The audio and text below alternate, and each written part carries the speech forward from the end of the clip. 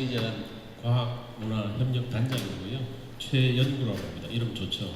연구한 사람입니다.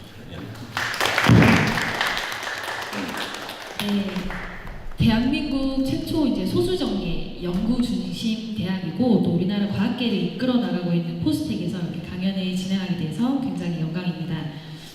네, 너무 영광이에요. 뭐 학교 소개 멘트가 굉장히 좀 거창합니다. 거창하고 아마도 김예희 연구원이 좀 사심이 들어간 것 같은데 포항이 넣은 최고의 인재 아닙니까? 그죠? 창의재단 포항 출신 많지는 않은데 네. 어쨌든 포항이 나온 딸 김예희 자랑스럽습니다. 네, 제가 포항에서 나고 자란 포항 사람인데요. 오늘 이렇게 어릴 때 이제 학교 구경하고 왔던 이런 포항 공대 직접 제가 진행하는 사업에 사회자로서 이렇게 참여하게 돼서 좀 뿌듯하고 되게 보람을 많이 느낍니다. 오늘 참여를 많이 해주신 만큼 제가 학생분들 좀 얻어가시는 게 있을 수 있게 좀 알차게 잘 꾸며보도록 하겠습니다. 근데 단장님께서도 저뿐만 아니라 이제 포항과 포스텍과 인연이 깊다고 제가 알고 있는데요. 예, 저도 뭐 포스텍 출신이긴 합니다. 학교 출신은 아니고요. 제가 한 2000년, 2001년이니까 지금 한 18년 됐는데요. 그때 포스텍의 인문사회학부에서 제가 강의를 했었고요. 그때 강의 교수로 한 2년 정도 있었습니다. 그래서 뭐 당시에 사회학, 정치학, 교양 과목을 가르쳤는데요. 굉장히 엄청난 좀 인기 강좌였죠. 네, 반갑습니다. 네, 저희 이렇게 포스텍에 인연이 깊다 보니까 오늘 강연을 진행하는 게 저도 좀 더 기대가 되는데요. 오늘 어떤 이렇게 촬영을 하는지 잘 모르고 오신 분들도 계실 것 같아요. 그래서 제가 먼저 진로 멘토링 TV에 대해 간단하게 소개를 하고 좀 진행을 하도록 하겠습니다. 네, 저희 진로 멘토링 TV라는 오늘 촬영은요, 진로를 고민하는 대학생들에게 저희가 조금이나마 이제 이렇게 도움이 되고자 과학 분야에서 일하고 계신 전문가분을 모셔서 실질적으로 진로와 좀 꿈에 대해 이야기를 나눠보고 또 과학 분야의 진로로 좀 나갈 수 있는 방법에 대해서 좀 알려주는 그런 시간이고요. 10월달은 바이오 헬스케어를 주제로 이제 전문가분을 모셔서 제가 이야기를 진행해 보도록 하겠습니다. 네, 오늘 모신 전문가분은 이쪽 중간에 자리하고 계신 이은희 저자님이시고요. 이은희 저자님은 생물학과를 졸업하시고 연구원, 그리고 기자, 저자, 그리고 과학 커뮤니케이터 등 다양한 과학 분야의 직업을 통해서 지금 활동을 하고 계시고 이은희라는 이름보다 오히려 하리하라라는 필명으로 더 유명하신 저자님이세요. 그래서 오늘 모신 이은희 저자님 큰 박수로 모시겠습니다. 네, 선생님 안녕하십니까. 네. 학생분들한테 먼저 자기소개 간단하게 한번 부탁드립니다. 네, 안녕하세요. 하리하라 이은이라고 하고요. 원래는 여러분처럼 생물학을 전공하던 생물학도였고요.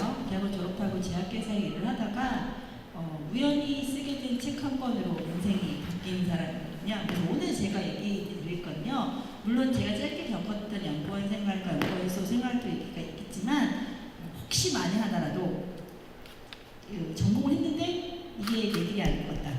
또는 나는 다른 일을 하고 싶었는데 뭔가 잘 모르겠다라는 학생들에게 조금이라도 도움이 될까 이런 이야기들을 좀 해드리려고 합니다. 네, 만나서 반갑습니다. 네, 그리고 오늘 포스텍의 교수님도 한 분 참여를 해주셨는데요. 포스텍 화학공학과 차영준 교수님 자리해 주셨습니다. 네, 큰 박수 부탁드립니다. 네, 안녕하세요. 포스텍 화학공학과 교수 차영준입니다. 네, 반갑습니다. 네. 그리고 오늘 이제 자리에 앉아 계신 학생분들 중에서 좀 아시는 얼굴이 있을 수도 있을 것 같아요. 잘생겼어요. 네. 포스텍 생명과학과의 유정현 학생으로 자리해 주셨습니다. 네, 큰 박수로 모시겠습니다. 네, 안녕하세요. 포항대 생명과학과 재학생인 4학년 유종현입니다. 반갑습니다. 네, 저희 지금 자리해주신 차영준 교수님은 제가 얼마 전에 이제 신문 기사로 한번 얼굴을 뵌 적이 있는데 그때 특별한 항암제를 개발하셨다는 소식으로 제가 뉴스에서 뵌 적이 있어요. 홍합으로 암을 치료할 수 있다는 그런 내용이었던 것 같은데 교수님께서 잠깐 그 연구 성과에 대해서 좀 소개해 주실 수 있을까요? 네. 현재 우리 몸 안에 사용할 수 있는 의료용 접착제가 없는 것이 현재 실정입니다. 그래서 저는 우리 몸 안에 사용할 수 있는 이런 실제적인 의료용 접착제를 만들기 위해 가지고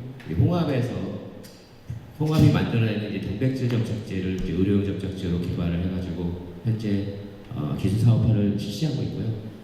근데 그거의 일환으로 저희가 이제 어떤 봉합사를 대체할 수 있는 의료용 소재 접착제를 만드는 것도 중요하지만 그것들을 이용한 이런 단백질 소재를 이용해서 어떤 다른 의료용 소재로 개발하는 그런 연구를 진행하고 있는데 그 중에 하나가 지금 말씀하신 이 스프레이형 나노 항암제가 되겠고요. 기본적인 것은 뭐냐면은 현재 이제 나노 입자를 이용해가지고 약물을 전달하는 그런 연구들을 많이 하고 있는데 실제적으로 이 나노 입자라는 것이 우리 정맥에 들어가서 돌아다니다가 이 암을 만나가지고 그것을 치료할 수 있는 그런 기회가 굉장히 적습니다. 그래서 다양한 이제 여러 가지 부작용이 일어날 수 있는데 저희가 개발하는 것은 이 접착 소재를 이용했기 때문에 이 나노 소재가 접착성을 갖고 있어가지고 우리가 원하는 이 암 조직에 붙어서 이 암 조직만 스페시픽하게 아주 특이적으로 죽일 수 있는, 사멸시킬 수 있는 그런 방법을 이용하기 때문에 좀 효과적으로 할 수 있다는. 그래서 가만 기본적으로 이게 국소적인 항암제 치료 쪽인데, 그래서 우리가 이게 암을 제거하고 나서 남아 있을 수 있는 이제 잔존암을 치료하기 위해 가지고 저희가 스프레이용으로 손쉽게 그 부위에다가 뿌려놓고 이 붙을 수 있는 이 접착성 나노 입자가 항암 그 암 조직에 붙어 있다가 암세포를 죽이는 그런 새로운 방법이 되겠습니다. 그래서 저희가 이제 그런 것들을 이제 다양한 이 접착 단백질이라는 이 원천 소재를 저희가 세계에서 저희가 처음으로 갖고 있기 때문에 그것들을 이용한 다양한 의료용 소재를 개발한 연구를 현재 진행하고 있습니다.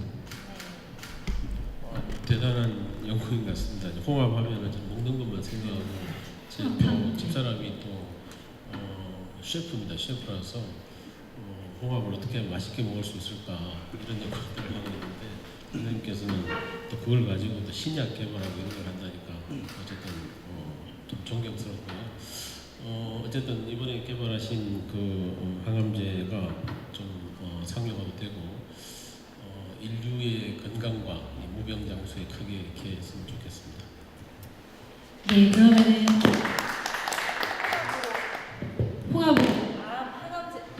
항암제를 개발하신 교수 박수 한번. 대단하십니다. 네, 그러면 계속 진행하도록 하겠습니다. 네, 그러면은 교수님의 연구 성과에 대해서 큰 박수 보내주셨고요. 저희가 계속해서 오늘 과학 분야 직업 어디까지 가져봤니? 라는 주제를 갖고 이은희 저자님께서 3가지 에피소드를 이야기해 주실 건데요. 먼저 첫 번째 에피소드부터 저자님의 이야기 한번 들어보겠습니다. 네, 박수로 청해 듣겠습니다. 사실 저는 직업을 여러 번 바꾼 케이스거든요. 처음에는 사실 때는 정말로 저는 제가 과학자가 되고 싶다는 생각을 한 거는 제 기억으로 한 5살, 7살 때쯤이었던 것 같아요. 왜냐면 이게 저의 사실은 과학자가 되고 싶을 때 첫 번째 요인이었는데요. 하나가 여러분 혹시 저는 이제 생물학을 전공했거든요. 근데 어렸을 때 왜 백과사전을 보게 되잖아요. 여러분들하고 좀 다르게 저는 이제 1970년대, 80년대 어린 시절을 보냈는데 그때 이제 좀 하는 집들은 다 백과사전이라는 걸 갖고 있었거든요. 그 중에서 제일 열심히 봤던 게 그 인체 분야. 저는 저 인체 구도가 징그럽거나 무서운 게 아니라 너무너무 신기하고 재미있었어요. 저것만 계속 보다가 주변 사람들한테 이상한 애라는 취급을 받을 정도로 왜 저런 거 보고 있냐고 했었거든요. 그러다가 막상 제가 정말로 이 뭔가를 관찰하고 이런 데 빠졌던 거는 여기 이제 한려수도 여기인데요. 제가 저는 계속 서울에 살다가 9살 때 우연한 기회로 이제 한려수도에 있는 지금 통영이라고 하는데 그때는 충무라고 했었거든요. 거기에 가서 살게 된 적이 있었어요. 거기 가서 처음으로 저는 그림 속에서 보는, 책 속에서 보는 생물들을 직접 처음 본 거예요. 제 경험, 어떤 경험이 있었냐면요. 전화를 받잖아요. 아이들이 갑자기 나오래요. 왜 그럴까? 쫓아갔어요. 근데 저를 바닷가 뒤로 데려가더구만. 그 당시 바닷가에 굴들이요. 지금 아주 천연 굴들이 딱딱 붙어 있는 곳이 있었거든요. 그거를 애들이 돌로 막 깨더니 뭔가 이렇게 꺼내서 먹으라고 주는 거예요. 사실 저는 그거 생전 처음 봤어요. 그 굴을 집에서 엄마가 뭐 굴밥이나 굴국을 해주시는 건 봤어도 그 굴이 그 밥에 붙어 있다는 거 한 번도 생각해 본 적이 없었는데 아이들이 그거를 딱 꺼내서 저한테 주더니 먹으라는 거예요. 사실 저는 그때 저희 아이들이 저를 괴롭히거나 시험하는 건 줄 알았어요. 그걸 먹어야 친구로 삼아주겠다라는 그런 느낌이어서 사실 억지로 먹었는데 나중에 아이들은 그게 너무 일상적인 간식이었고요.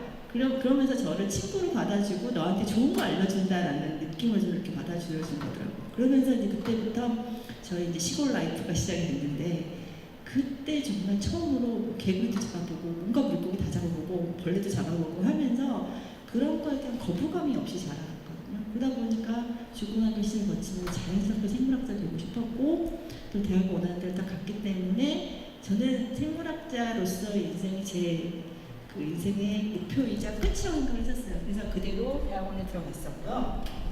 대학원에 이제 대학원 전공하는 걸 실험분야였어요. 주 학위인지는 모르겠었고요. 지나가지고 이렇게 잘해서 보통 석사학위 학생들한테는 수학학생들한테는 교수님들이 여기서 안내를 보여주시는데 이게 지금 왔으니 우리가 홈드스프링터에 가서 연구도 하고 하는 것처럼 굉장히 열심히 이제 대학원 생활을 하면서 나는 생명학자 생각을 했었거든요. 그러다가 석사과정 말기쯤에 조금 약간 방황을 해요. 원래 사람들이 그래요. 10대 시절 방황 안 하면 20대는 돼요. 이거 사실 이런 빨리 하고 끝내야 된다고 하는데 저는 좀 나중에 한 거예요. 그래서 이미 석사를 마쳤는데 박사를 가야 말아야 되나 그때 고민이 들더라고요. 왜냐면 연구소 생활이 그 대학원 생활 생각했던 것보다 훨씬 힘들었거든요. 네, 대학원 생활 하시면 아시겠지만 체력적으로 너무 힘들었었어요. 그리고 또 하나 이제 이거 제 라이트를 만드는데 당시 제 남자친구가 군대 갔다 와서 저보다 졸업이 늦어가지고 졸업후에 같이 유학 가고 그 사람 졸업을 기다려야 되니까 저는 잠시 쉬어야 되거든요. 그러니까는 석사과정 잠깐 마치고 취직하고 남자친구 졸업하면은 같이 유학을 가겠다. 그러고서 이제 취직을 하고 연구소에 들어갔었죠. 그게 이제 제 20대까지의 생활이었고요.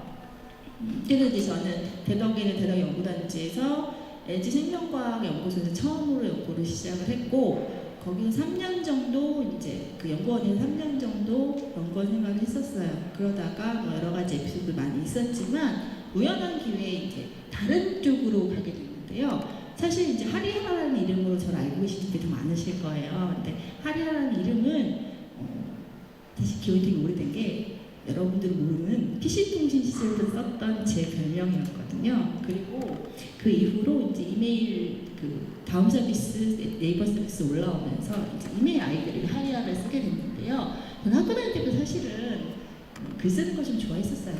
사실 그래서 학교 다니면서도 학교 신문사에서 여기 보면 연세과학이라고 있잖아요. 근데 이게 당시에 연대에서는 두 가지 학부가 발행이 됐는데 하나가 그 연세 춘추라는 학부가 하나 있고요. 그다음에 이공대 학생들이 만들어서 만든 이공대 전용 신문 연세과학이라는 게 있었어요. 거기서 활동을 했었고 혹시 알지도 모르겠는데 그 과학 기자로 되게 유명한 강양구 기자도 거기 출신이고 제 후배였어요. 그래서 이런 식으로 활동을 하면서도 과학에 대해서 글을 쓰는 건 무슨 했었지만 사실은 과학 그 글을 쓰는 걸 전공을 할 생각은 없었어요. 내가 하는 연구를 하겠다 했고요.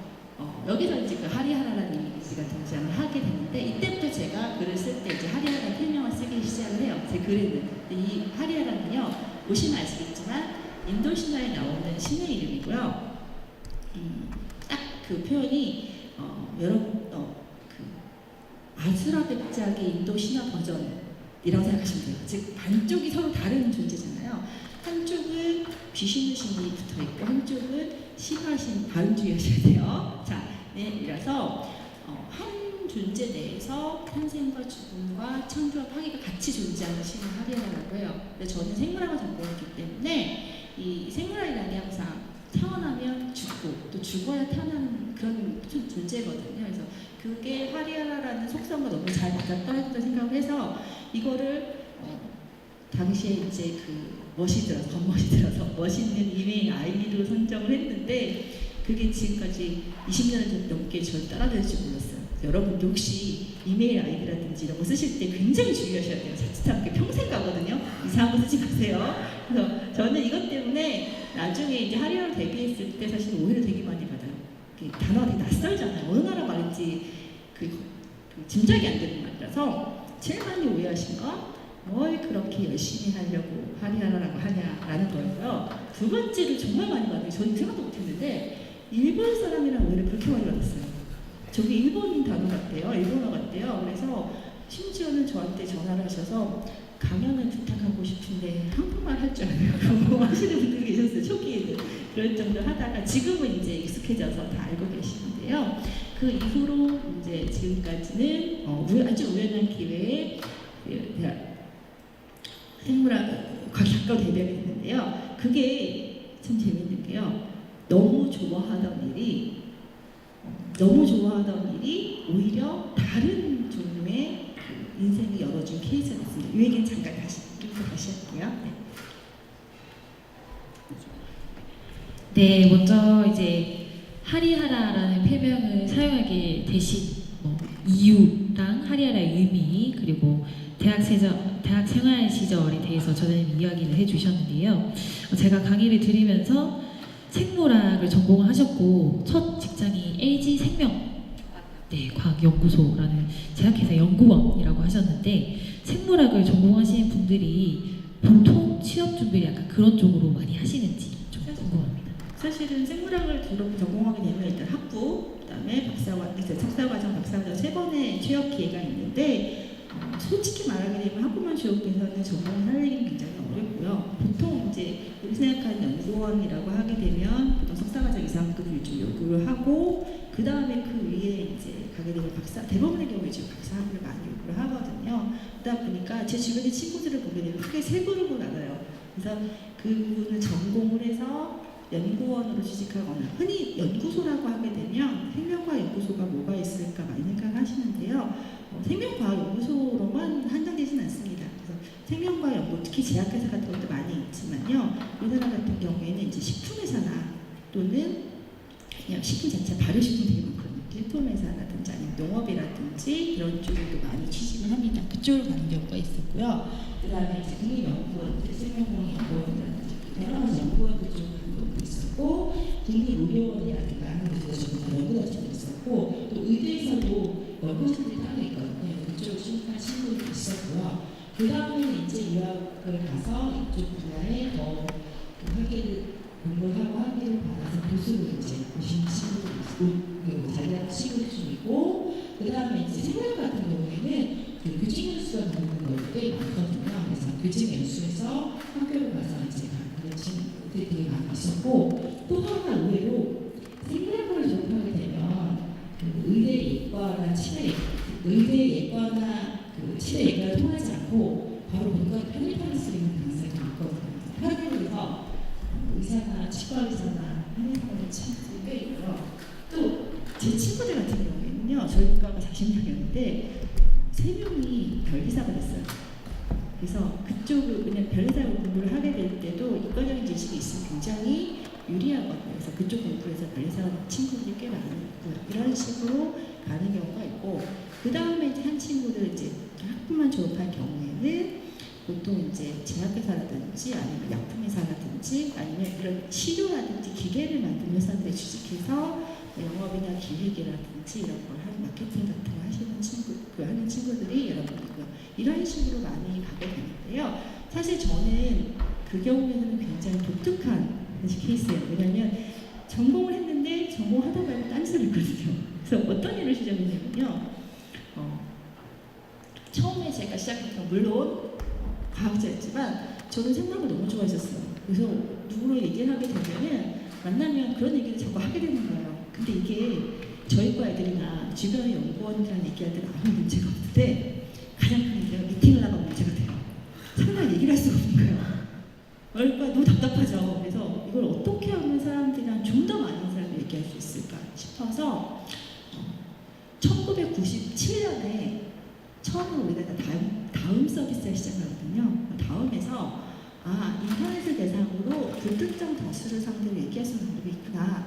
그래서 다음에 칼럼을 열어놓고 거기다가 제가 공부했던 거 또는 연구실에서 있었던 아주 우스운 에피소드, 실험하다가 대학원에서 실험하다가 실수한 거라든가 또는 재미있었던 사건들을 올리기 시작을 했어요.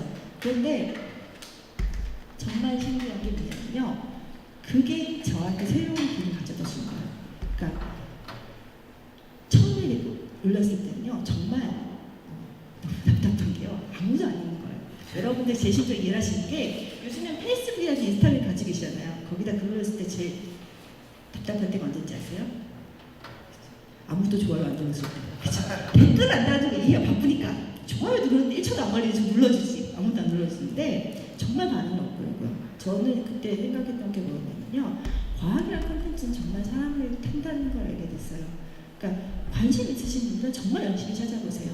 근데 관심 없으신 분들은 정말 아예 그 신경조차 쓰지 않으려고 해요. 그래서 처음 저는 글을 쓰기 시작했던 걸 전공이 아니라 취미로 시작했던 게 오히려 저를 바꿨다는 생각이 드는 게요. 만약에 전공을 시작했으면 그렇게 반응 없었을 때 이미 질려서 나가 떨어졌을 것 같아요. 난 여기 재능이 없나 보다.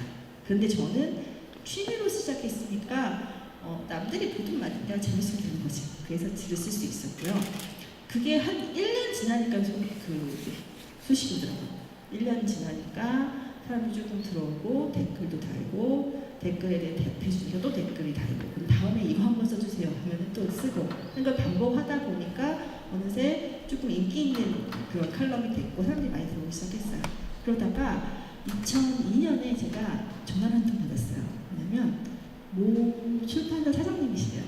근데 제 글을 봤는데 그 책으로 내고 싶으시다는 거예요. 여러분들 이런 만약에 메일 받거나 전화를 받았으면 어떤 기분이 드실 것 같으세요? 갑자기 당신의 블로그는 당신의 페이스북에 책을 낼 수 있습니다라는 연락을 받았으면 사기 맞아요. 사실 저도 반은 기쁘면서 반은 불안했어요. 이거 혹시 신청 사기 썼던 거 아닐까? 뭐 책 내준다고 나중에 돈 내라고 하는 거 아니야? 근데 다행히도 거기 그 출판 회장님은 진짜예요. 그래서 그 분과 만나서 작업을 하면 나온 책이 혹시 여러분들이 중고등학교 때 보셨을지 모르겠는 저 초록색 표지에 하리하라의 생물학 카페가 제 첫 책이에요.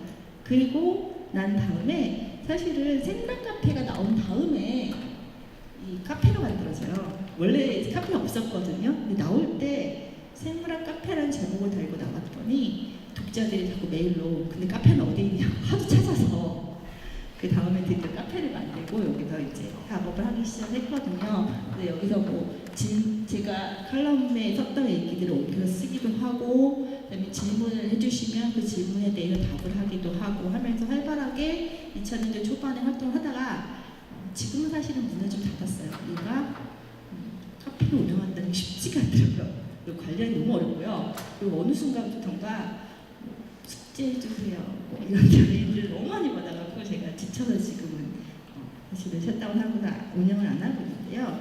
이 이후로 새로운 게 있다는 걸 알게 된 거예요. 저도 전문학을 전공을 했고 소위 말하는 생물학 전공자의 전공 코스, 그 전공법 코스를 갔거든요. 대학원 나와서 연구소에 취직을 하고 그렇기 때문에 저는 그 길만이 제가 성공한 길이었고 그 길만이 전공을 살리는 길이라고 생각했었는데요. 세상이 변했더라고요. 예전에는 그 어떤 분야에서 직업을 가지려고 하게 된다면 그 분야를 굉장히 잘했어야 했어요. 이런 것들을 분야적 전문성이라고 합니다. 그 분야의 전문성을 가져야 그걸로 직업을 가져서 돈을 벌고 살 수가 있었는데 세상이 바뀌면서 사람들이 트렌드가 달라진 게 이제는 어떤 특정 분야를 잘하는 것보다 그것도 중요하지만 그 분야와 또 다른 분야를 연결하는 연계적 전문성을 가진 게 새로운 직업으로 구사가 되고 있다는 걸 알게 된 거예요. 이게 제가 깨달은 게 2000년대 초반, 2003년, 4년쯤이고요. 그래서 이 분야를 한번 공부를 해보는 게 어떨까 생각이 들었어요. 특히나 생물학 연구소 이것도 좋지만 생물학 연구원 분야 좋지만 이건 이미 오랫동안 있었던 분야고 내가 아니어도 다 잘하는 분야가 많으니까 난 좀 새로운 걸 해봐야겠다는 생각이 들어서 대학원 학교 잠깐 사이언스 타임즈라는 곳에서 과학 전문 기자로 잠깐 일을 하다가 2005년에 다 그만두고 다시 대학원으로 돌아갔어요. 그래서 대학원에서 과학 언론학을 전공을 하고요. 이제 본격적으로 과학 글을 쓰고 과학을 알리는 작업을 하게 됐는데요. 그 다음에 그래서 이제 거꾸로 돌려보면 안 보이다 보니까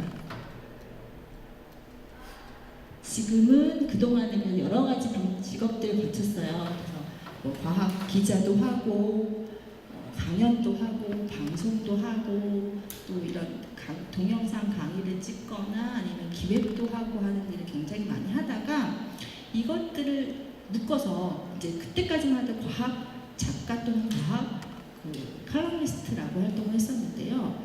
어느 순간부터인가 2010년대부터 들어서면서부터는요. 과학을 알리는 길이 글 말고 다른 분야들도 굉장히 많이 있다는 걸 알게 된 거예요. 그래서 이런 직업들을 흔히 요즘에 과학 커뮤니케이터라고 해요.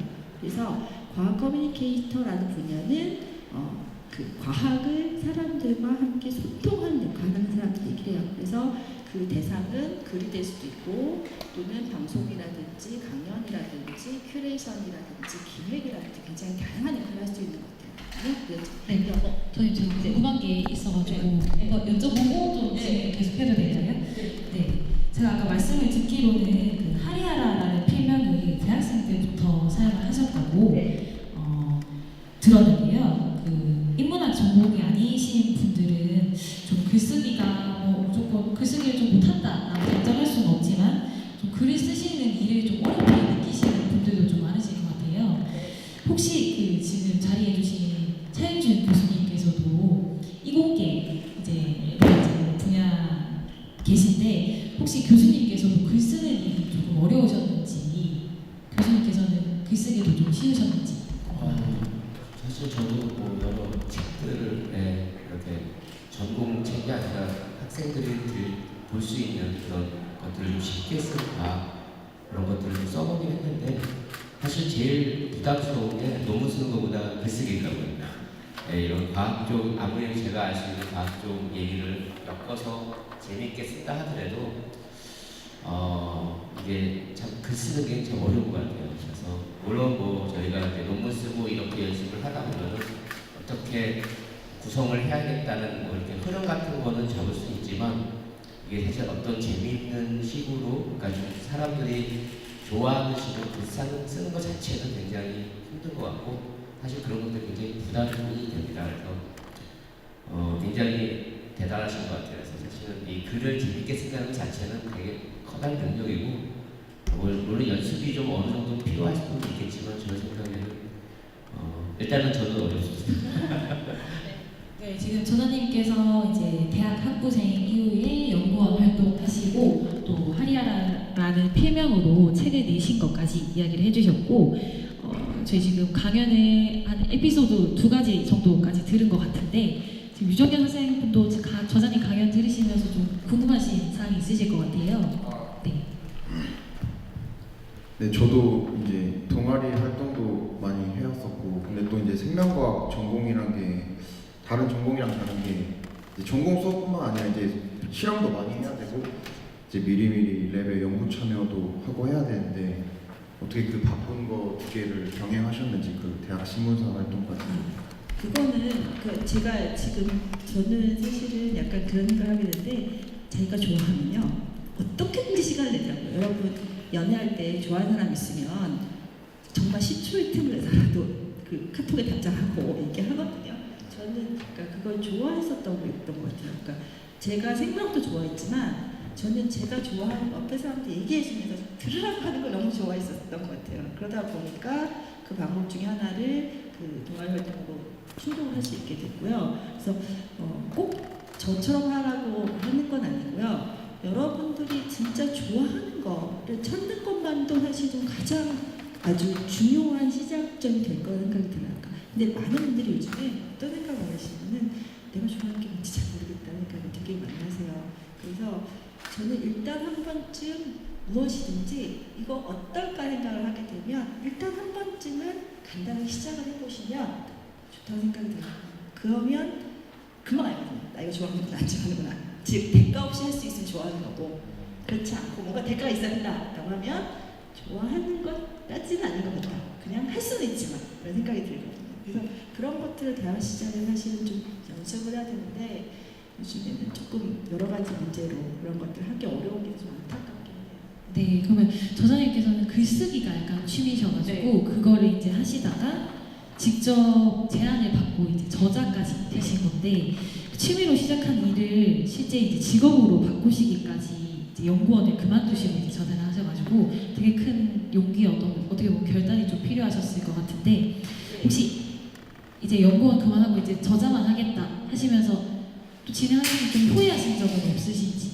후회한 점 있죠. 뭐냐면 제가 생물학과 했던 게 뭐냐면 생물학을 너무 좋아했었던 거거든요. 그리고 그때는 뭔가 의미가 생기고 뭔가 궁금함이 생기면 일단 찾아보거나 아니면 직접 해볼 수 있는 기회가 있었는데 일단 그만두고 나니까 그게 안 되는 거예요. 실험을 하면서 얻을 수 그리고 그 과학자라면 느낄 수 있는 희열이 있어요. 교수님 너무 잘하시겠지만 뭔가 발견하거나 뭔가 처음으로 나만 알았을 때 그 기분 그러니까 너무 좋은데 연구소를 그만두고 나오니까 사실 자료를 찾아야잖아요. 그래서 자료를 찾아 남이 해놓은 거를 보면서 해야 된다는 게 사실은 그것도 굉장히 즐겁긴 하지만 그 과학연구소 연구를 할 때 그 느낌이 좀 달라서 그게 조금 안타깝긴 했었고요. 두 번째는 역시나 그 고정적으로 수입이 안 들어오니까 그러니까 제가 사실 솔직히 말하면 지금까지 그 과학작가로 제가 졸업한 게 2005년이니까 2005년 이후에 13년 동안 일을 하면서 제 주변 친구들보다 덜 벌진 않아요. 그러니까 충분히 경제적으로 벌기는 하는데 문제는 이 다음 달에 어떻게 될지 알 수 없다는 거. 늘 그 불안함을 가지고 살거든요. 그래서 그런 거 때문에 약간 불안할 때는 있었지만 적어도 제가 하고 싶은 일을 하면서 돈도 벌 수 있다는 것 자체는 이 직업을 계속 제가 유지할 수 있는 하나의 원동력이 된다고 생각합니다. 네. 저기 사실 뭐 글을 써서 먹고 살기가 쉽지는 않잖아요. 특히 뭐 문학 작품도 그렇고 글 써서 뭐 순수하게 바꾸려는 좀 많지가 않습니다. 근데 과학 글쓰기로 어쨌든 지금 그게 하나의 직업으로 된 거는 그렇게 많지는 않은 것 같아요. 근데 어쨌든 보통 이제 어릴 때 누구나 좀 과학에 대해서 다 관심이 많잖아요. 관심 많고 이제 뭐 호기심 이런 게 굉장히 많은데 저도 사실은 뭐 과학 쪽 전공하진 않았고 사회과학을 했지만 어릴 때는 뭐 무슨 뭐 파고르 곤충기 같은 것도 어쨌든 과학책은 많이 봤던 것 같아요. 봤는데 그게 이제 어쨌든 당장 과학 길로 들어선다고 결심했을 때 이게 정말 재미있을까 이런 생각 했을 것 같은데 모르겠습니다. 하여튼 그 이현희 작가 같은 경우는 어쨌든 연구소에서 제약에서 연구소에서도 일했고 사실은 이야기는 아까 잠깐 했었지만 뭐 사이언스 타임즈는 저희 이제 과학 창의재단에서 운영하는 과학 저기 신문이죠. 인터넷 신문이고요. 그 당시에도 저하고 같이 일했습니다. 그 당시에는 항상 그때는 과학문화재단이었죠. 과학문화재단. 그래서 어떻게 이렇게 하다 보니까 저는 이제 사회과학이고 친구는 이제 뭐 생물학이지만 결국 과학문화라는 여기 과학과 사회가 이렇게 만나는 여기에서 같이 이제 만나게 된 거고.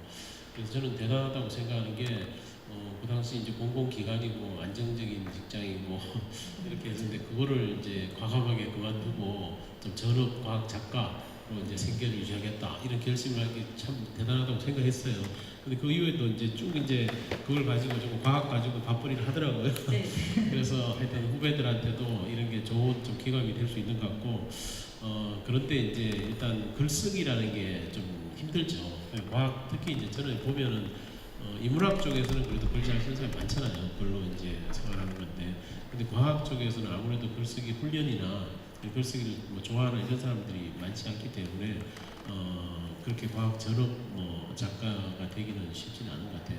그래서 일단 처음에 시작할 때는 뭐 PC 통신이나 블로그나 뭐 카페 이런데 좀 취미로 그죠? 좋아하니까 이제 글을 쓰기 시작했지만 지금은 완전 이제 전업 작가로서 주로 이제 글을 많이 쓰잖아요. 그렇게 됐을 때 조금 이렇게 이거 돈을 벌기 위해서 글을 써야 되는데 이런 부담감 같은 거 아까도 뭐 좀 불안함 같은 게 있었지만 그런 게 아무래도 좀 많겠죠? 당연히 있죠.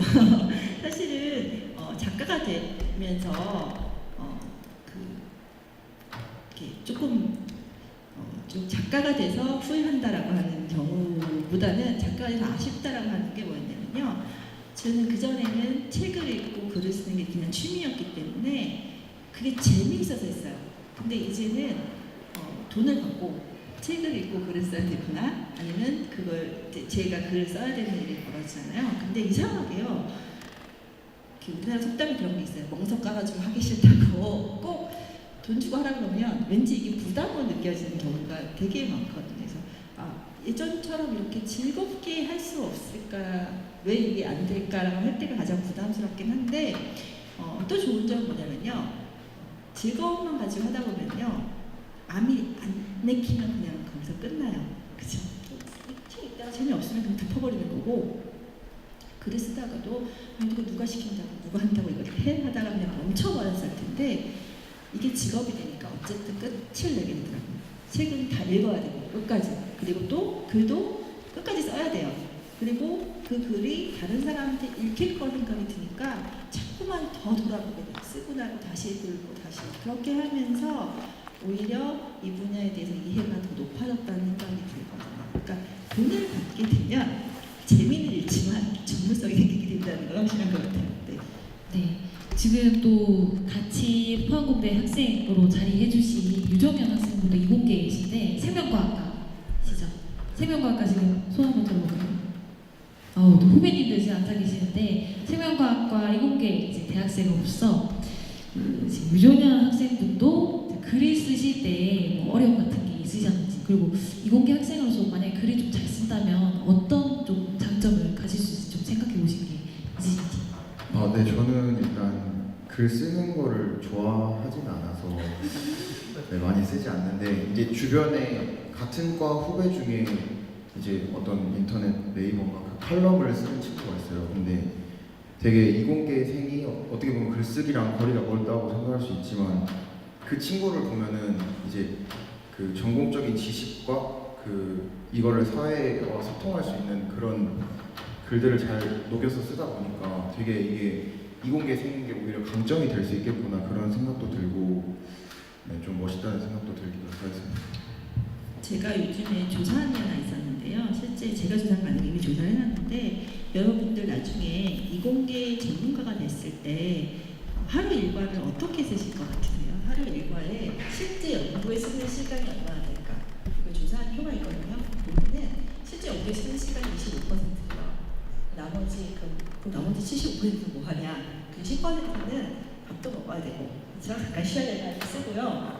50% 정도를 뭐에 쓰냐면요, 정보를 찾는 데 써요. 검색하고, 그 다음에 커뮤니케이션을, 남들하고 소통하는 정보를 얻어내는 데 쓰고요. 20% 정도 시간은 글 쓰는 데 쓰세요. 여러분들 솔직히 말해서요, 이공계생들이요, 실제 써내는 글의 양은 인터넷보다 훨씬 많을 수가 있어요. 왜냐면 맨날 시험 보면서 쓰죠. 시험도 드리고 필기 방법이 일단 훨씬 더 많아요. 수업 시간에 다 필기하잖아요. 이공계생들이 안 하거든요. 다 필기하고요. 실험, 보통 한 학기 실험 수업이 한 3-4개씩 들어있잖아요. 다 리포트 써야잖아요. 그러고 보면 여러분들이 쓰는 글의 양은 훨씬 많아요. 근데 이상하게 나는 글을 못 쓴다는 생각이에요.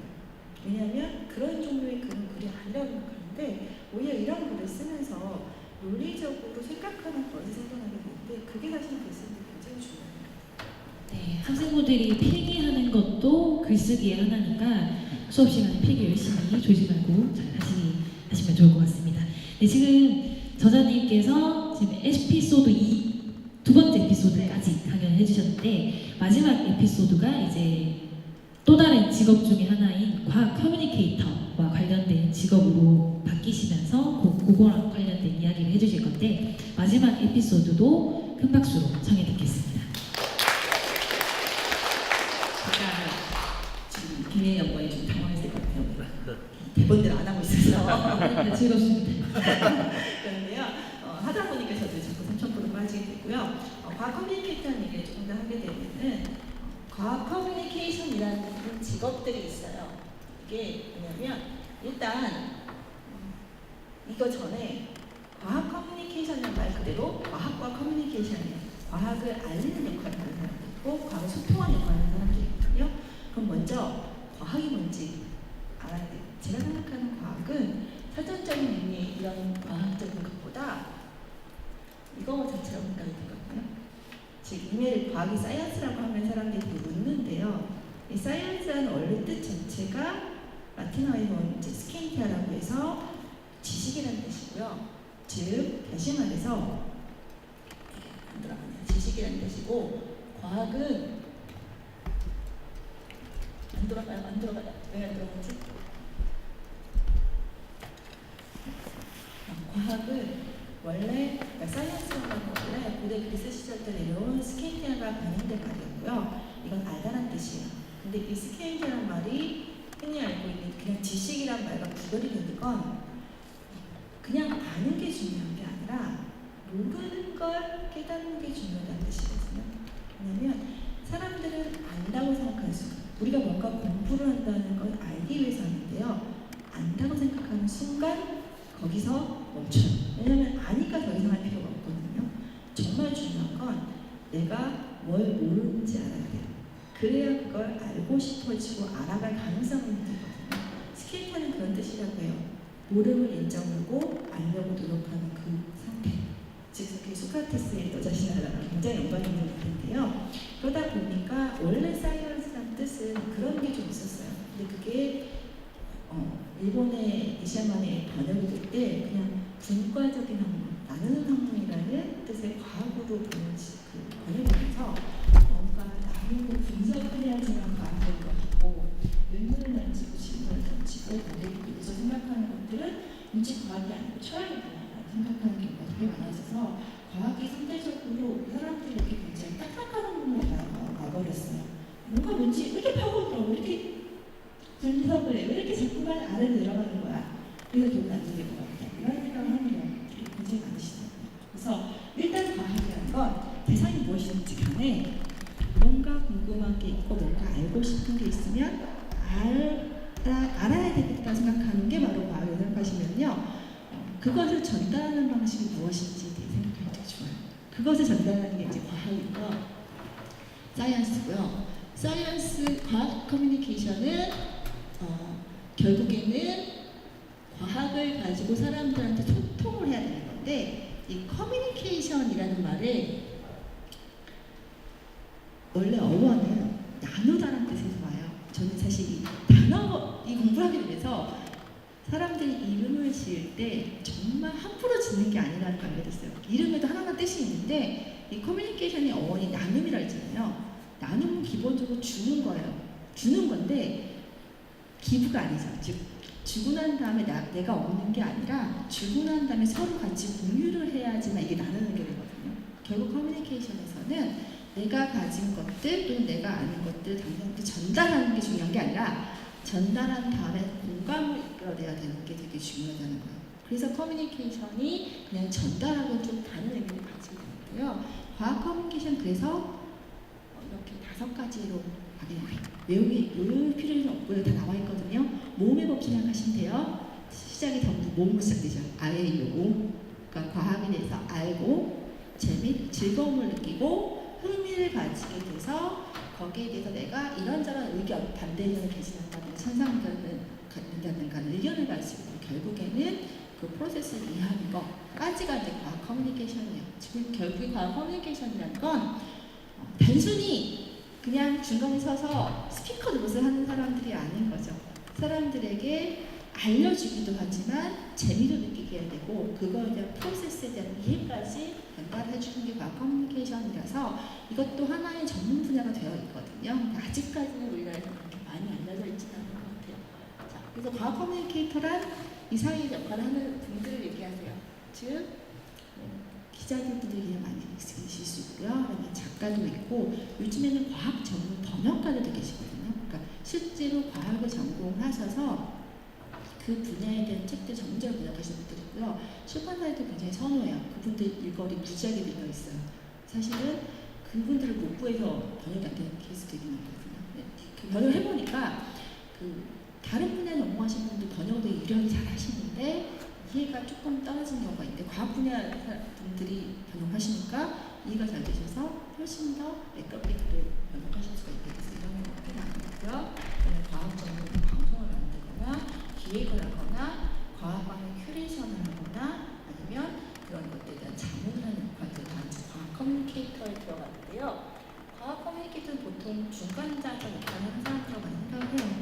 전달도 하지만 이해를 시키려면 본인이 여러 가지를 이해를 하고 있어야 되는데 저는 혹시나 여러분들 중에 이제 과학 커뮤니케이터라든가 저처럼 과학을 가지고 글을 쓰거나 방송을 하거나 또는 다른 분야에 대해서 가지고 쓰실 때 이제 가장 중요한 점을 생각을 한다면 요거에 이렇게 언어. 여러분들이 이제 익숙하신 게 있죠. 전공 용어라는 거. 그죠? 근데 전공 용어라는 게 쓰는 사람들은 되게 익숙해요. 근데 다른 사람한테 굉장히 낯설거든요. 근데 여러분들 그 서양의 과학 변화를 이렇게 보게 되면요. 19세기까지만 하더라도 과학자가 아닌 사람들이 과학 연구하는 경우가 되게 많이 있었어요. 그리고 누구나 과학자 될 수 있었거든요. 교육받지 않더라도.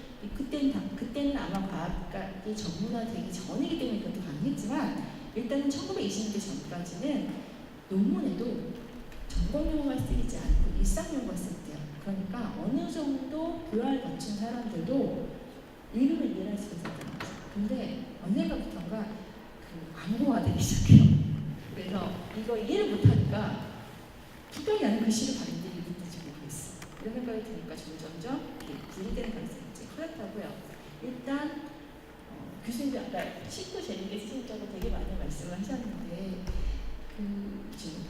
가장 먼저 생각해야 될 거는 내가 쓰고 있는 언어와 상대가 쓰고 있는 언어가 동일한가 그걸 먼저 생각하시면 돼요. 내가 쓰는 그래서 그리고 어쨌든 간에 커뮤니케이션에서는 화자보다는 청자 입장으로 해야 돼요. 왜냐면 청자는 의식이 없어요. 그걸 굳이 듣고 싶어 하지도 않고 이해할 필요성은 별로 없는데 화자는 목적이잖아요. 이해를 시켜야 된다는. 그러니까 이쪽에서 그쪽의 단어에 또는 언어에 맞춰줘야 되는 경우가 많거든요. 이 생각까지 계시고요. 그 다음에 과학 커뮤니케이터들은 단순히 이 사람들이 과학 커뮤니케이터들이 단순한 전달자가 아니라 중간자적 입장에서 자기만 전문적을 하시면요 계속해서 의문 제시하셔야 돼요. 즉 이런 게 있어요, 아세요? 라고 설명을 하는 게 아니고 이런 게 있는데 어떻게 생각하시니까 의견을 이끌어낼 수 있는 정도로 해야 된다는 거죠. 그래서 과학 글쓰기는 하나 중요한 게 하나가 뭐냐면요. 저도 이걸 느끼는 건데요. 과학자들한테 글쓰기를 시켜보면요. 과학하시는 100% 어떤 식으로 드시면요. 설명을 하세요. 설명은 굉장히 익숙하거든요. 왜냐하면 그 방식이 너무 익숙해요. 설명은 정말 잘할 수 있어요. 근데 사람들은 설명을 듣는 것보다는 느끼려고 하거든요. 사실은 설명 말고 공감을 하고 거기에 참여를 하고 싶어야지 더 커뮤니케이션 능력이 높아지거든요.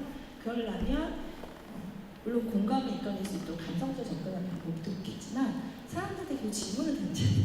어떻게 생각해? 이런 과학도 이렇다는데 당신의 의견은? 그럼 당신 의견을 보면 이런 결과도 있는데 그거에 어떻게 생각하는지 계속해서 이렇게 질문을 던지시는 것들이 커뮤니케이터로서 할 수 있는 중요한 역할을 한다고 들어요. 네, 마지막 이제 에피소드까지 이은희 전화님께서 강연을 해주셨는데요. 과학 커뮤니케이터는 과학자와 일반 그냥 국민들 사이에 가교 역할을 하는 사람이라는 말씀이 가장 와닿았던 것 같습니다. 저희 재단에서도 지금 과학 커뮤니케이터 분들을 양성하는 그런 사업을 하고 있고 또 저희 재단의 사업에서도 많이 좀 같이 참여를 해서 사업 진행을 하고 계시는데 저희 단장님께서는 과학문화협력 단장님으로서 과학 커뮤니케이터의 역할 어떻게 보십니까? 예, 저희 과학 창의재단이 하는 중요한 역할 중에 하나가 이제 과학 문화죠. 과학 문화인데 과학 문화라는 게 결국 과학 커뮤니케이션입니다. 지금 우리가 하고 있는 이런 모든 이제 사업들 프로그램들이 결국은 이제 과학 커뮤니케이션을 하고 있는 거죠. 과학을 소재로 해서 서로 이제 좀 공유하고 나누고 이렇게 하는 거잖아요. 그래서 사실 제가 포항공대에서 서약 가르치고 했는데 그때 기억에 남는 게 매스컴과 현대 사회라는 과목을 여기서 좀 가르쳤어요. 그래서 커뮤니케이션에 대해서 좀 그때 가르쳤었는데 그때 저는 이제 처음에 학생들한테 그런 이야기를 했죠. 여기 보면은 커뮤니케이션을 해주기 위해서는 우선 미디어가 필요한 거예요. 그죠? 매개체가 필요한 거잖아요. 커뮤니케이션하고 이게 하나의 문화가 되고 그래서 미디어와 커뮤니케이션과 문화라는 거는 결국 삼위일체다. 그래서 예를 들면 언어가 그러니까 이런 의사소통을 할 수 있는 언어가 발달하기 이전에도 생기기 이전에도 어떤 뭐 남자 여자 젊은 남자 여자가 있었는데 그 언덕에서 이렇게 예쁜 꽃을 꽃을 하나 꺾었어요. 꺾어가지고 이 청년이 말이 통하지 않더라도 꽃을 이렇게 가시잖아요. 주잖아요. 주면은 이게 이제 뭔가 서로 호감이다 이렇게 생각하는 거잖아요. 이런 걸 이제 해석해 볼 때 꽃이라는 거는 그건 이제 의사를 전달할 수 있는 매개체죠. 미디어 같은 거잖아요. 그래서 이렇게 꽃을 주는 행위는 커뮤니케이션인 거죠.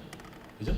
그런데 이렇게 주는 행위를 이게 좀 호감, 뭐 사랑 이렇게 해석하고 의미를 부여하는 게 그게 문화인 겁니다. 그래서 결국은 이제 과학 미디어와 과학 커뮤니케이션과 과학 문화라는 거는 결국 같은 이야기라는 거죠. 그래서 과학을 소재로 전달하고 하는 이런 방식인데요. 근데 이제 우리가 아까도 이제 뭐 설명했지만 과학이라고 했을 때 분과학문 이렇게 되면서 과학이 마치 이제 과학자들만 하는 영역. 일반인들은 좀 과학하면 뭔가 좀 어렵고 딱딱하고 이거는 뭐 내 관심은 있지만 직접적으로 이게 뭐 나하고 관계는 없다 이렇게 생각하는 경우가 많아요. 그래서 이제 사실은 여러분들 모두가 이제 과학하고 함께 살아가고 있는 건데 그렇지만 이제 과학을 그 일반인들이 많이 접하고 뭐 이렇게 할 수 있는 통로는 많지는 않거든요. 그죠?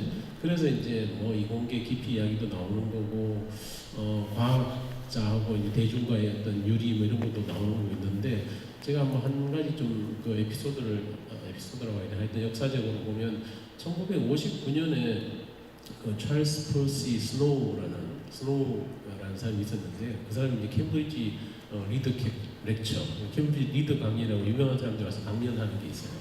거기에서 두 문화와 과학혁명이라는 제목의 이제 강연을 해요. 그래서 두 문화, two cultures and the scientific revolution이잖아요. 두 문화라고 하면 원래 문화라는 건 여러분들 아시지만 단수로 사용하잖아요. 그죠? the culture잖아요. 이 사람은 two cultures가 복수를 쓴 거죠. 그래서 이 지식인 사회에서도 인문학적인 지식인이 있고 과학적인 지식이 있는 거죠. 과학자하고 인문학자하고 서로 대화를 하면 대화가 안 된다는 거예요. 그래서 그 사람 뭐 책에 보면 그렇게 그걸 이제 책으로 쓴게 지금 우리 두 문화라는 제목으로 번역이 되어 있죠. 한번 보시면 여러분들 과학하는 사람들 꼭 읽었으면 하는 책인데 거기 보면 이제 인문학적 문화의 최첨단에는 시인이 있고, 그죠? 시인이 있고 과학적 문화의 최첨단에는 물리학자가 있고 이렇게 물리학자하고 시인하고 둘이 대화하면 대화가 안 된다. 그죠? 사용하는 용어도 다르고 관심사도 다르고 설명하는 방식도 다르고 받아들이는 것도 다르고 다 다른 거예요.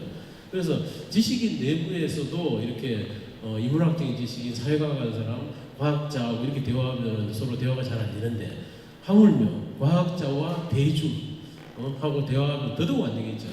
그래서 제일 좋은 거는 과학자들이 직접 이제 과학 지식의 전문가이기 때문에 이 사람들이 대중의 눈높이에서 쉽게 설명하면 그게 제일 좋은 거예요. 그렇지만 그게 잘 안 되는 거예요. 아까 전공 용어 사용하고 뭐 이렇게 소통하는 방식도 좀 서투르고 이렇잖아요. 그래서 이제 과학 커뮤니케이터가 필요한 거예요. 그걸 매개할 수 있는 사람들이 필요하고 그런 역할을 하는 게 우리 기관 같은 데입니다. 그래서 과학자와 대중들을 좀 이어주는 역할을 하는 거죠. 그래서 과학을 소재로 과학자들이 생산한 지식 같은 거를 대중들이 이해하기 쉽게 대중의 눈높이에서 재미있는 콘텐츠를 가공해서 전달하는 그런 역할들을 하는 거죠. 그게 이제 우리 사회에서 과학 발전에 굉장히 중요하다고 생각합니다. 그래서 사실 제가 방금 전에 아까 설명을 하는 거 재밌다. 설명을 하면 지루해질 수가 있거든요. 설명만 계속 하면은 그러면 어떤 식으로 접근해야 되냐 또 많이 질문을 받아요. 어떤 식으로 과학 이야기를 해야 되냐, 어떤 식으로 전달해야 되냐라는 얘기를 받았을 때 사실 사람들이 제일 좋아하는 것 중에 하나가 경험하고 일상을 느낄 수 있는 거거든요. 자, 여기 보시는 장면 보이시죠? 뭐냐면 눈이에요. 눈. 제가 이제 하리아라의 눈이라는 책을 쓴 적이 있는데요. 처음에 시작은 이거였어요. 우리는 왜 눈이 나빠질까? 이런 얘기, 그러니까 이거에 대해서는 관심 가지고 많아요. 여기도 지금 안 가지시는 분들이 많으시거든요. 이거에 대해서 그래서 처음에 신문 칼럼을 시작을 했다가 눈에 대한 이야기만 우리 40매로 32번을 연재하고서 책이 나왔는데요. 그때 이제 경험했던 게 있어요. 사람들이 눈에 대한 이야기들을 32번 동안 뭘 할 수 있어요. 사실은 처음에는 되게 막막했어요. 근데 찾다 보니까 오히려 우리는 눈이라는 누구나 가지고 있기 때문에 누구나 공감할 수 있고 경험할 수 있는 수준의 눈은 너무 좋았어요. 일단 가장 먼저 접근한 게 뭐냐면은 눈의 크기였어요. 눈 보실 때 있으세요? 저도 좀 보세요.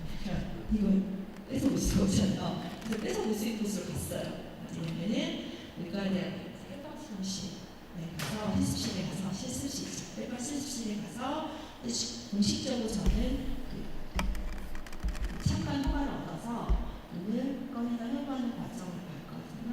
그리고 관찰했는데 느낀 게 있어요. 세상 생각하는 거 굉장히 달라요. 눈이 얼마나일까요? 우리는 눈이 굉장히 크다고 생각해요. 저 지금 하면 주먹만하다고 생각하시는 분들 많으시거든요. 근데 논리적으로 생각하시면요. 주먹만한 눈이 머리에 2개 있으면 뇌가 들어가고 가려서 머리가 크지 않거든요. 실제로 눈을 만져보시면 아시겠지만 눈은 생각보다 작아요. 크기가 한 평균적으로 2.4cm 정도가 지름이 평판해요. 그걸 딱 꺼내서 보는 순간 느낌이 딱 오는 거예요. 아, 우리 이 작은 눈을 세상 보는구나. 그러고서는 후회도 되죠. 그 눈은 참 함부로 사는구나. 왜냐면 인간은 감각의 80% 눈을 보여주는데 이 조그만 눈이 하느님이 그렇게 많은데 나는 이 눈을 아껴주지 않았구나. 생각들이 들게 됩니다. 이런 경험과 감성을 같이 쓰면 사람들이 훨씬 더 과학적인 이야기가 아니라 내 이야기라는 생각이 들어서 관심을 가지게 되거든요. 그 이후에 저는 이거 여기뿐만 아니고 얼마 실습 갔다가 그다음에 이제 국가수에도 가서 국어하는 것도 보고요. 디지털 국어이라고 해가지고 기계를 사용하는 국어도 보고 전데요. 기자님이 너무 제가 움직이는 사진 찍어가지고 저를 유령처럼 만들어주셨더라고요. 분위기도 지금 국가수의 그 디지털 연구실이라는 분위기도 아니라 그런 분위기인데 이렇게 만들어 놓으셨고 그 다음에 그 눈의 생리학적 변화를 위해서 법곤충학 연구실에 가서 그 참관도 했었고 그다음에 여기는 이제 안과 수술실에 가서 직접 안과 수술을 어떻게 하는지도 참관을 하고 그런 식으로 이제 엮어서 책을 냈었거든요. 그러다 보니까 사람들이 이걸 과학적인 이야기라기보다는 과학자만 쓰는 과학적인 이야기라기보다는 누구나 가지고 있는 눈을 통해서 경험하고 느끼고 하는 나의 이야기라고 받아들여 주시는 경우가 되게 많았어요. 그래서 이런 식으로 과학적인 소재를 사용하는 건 만 과학적인 글이 아니고 과학자로서 쓴 글이 그런 게 아니고요. 얼마든지 방법을 생각하게 되면은 설명이 아니고 느끼고 경험하고 같이 공감하는 부분에서 발전할 수 있는 것들이 되게 많더라고요. 그래서 혹시나 여러분들이 이런 일들을 하고 싶으시다면 다양하게 느끼고 공감하고 경험할 수 있는 그런 것들의 방법을 이제 모색을 해보시면 훨씬 더 전달력을 높이실 수가 있으실 것 같아요. 그래서 이런 것들 한번 해보시면 좋을 것 같고요. 네, 이제 저자님께서 3가지 에피소드를 통해서 여러 가지 직업, 뭐 연구원, 또 저자, 또 과학 커뮤니케이터라는 과학 분야의 직업에 대해서 다양하게 소개를 많이 해주셨어요. 오늘 지금 이제 포스터계 차영준 교수님께서 이제 와 계신데 교수님이 보시기에 포항공대에서 이은희 저자님처럼 과학 커뮤니케이터로 활동할 학생들 뭐 기대해 볼 수 있을까요?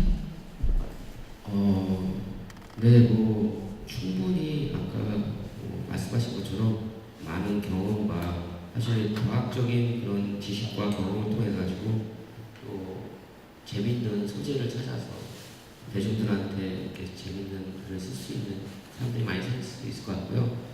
사실 저희 학생, 대학원생 중에서도 저희 포항공대도 사실 저기 우리 작가님 마찬가지로